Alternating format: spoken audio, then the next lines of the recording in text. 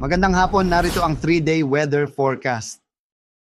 Para naman sa magiging lagay ng ating panahon sa susunod na 3 araw, simula sa Huwebes hanggang weekends hanggang Saturday. Dito po sa Metro Manila, sa Baguio, sa Legazpi, overall, throughout Luzon ay mababa pa rin po yung tsansa ng mga pag-ulan hanggang sa Sabado. At yung temperatura natin, kung ano po yung nararanasan natin ngayon, most likely ganito rin po yung mararanasan natin sa mga susunod na araw.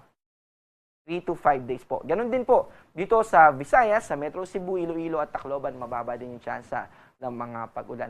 Pero, tulad po ng binanggit natin kanina, yung mga kaulapan sa eastern part ng Mindanao, yung nagmo-move from east to west, papalapit sa eastern part ng Mindanao, ay may potential na magdulot ng mga maulap na kalangitan, kaya bahagyang tataas yung tsansa ng mga pag-ulan natin dito sa Davao. Kasama din po dyan yung Caraga region, Davao del Sur, Davao del Norte, basically yung eastern part ng Mindanao, via Friday and Saturday ay may potential na maging maulap at mataas yung tsansa ng mga pag-ulan. Pero sa Thursday naman po, hapon pa po ito posible. Unti-unti po, Thursday bago matapos yung araw ay nakikita natin na posibleng lumapit yung mga kaulapan na ito.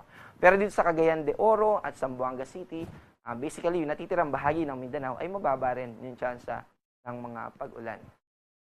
Ang inaasahan po natin na dami ng bagyo for this month of coming month ng April ay 0 hanggang 1. So, posibleng wala overall.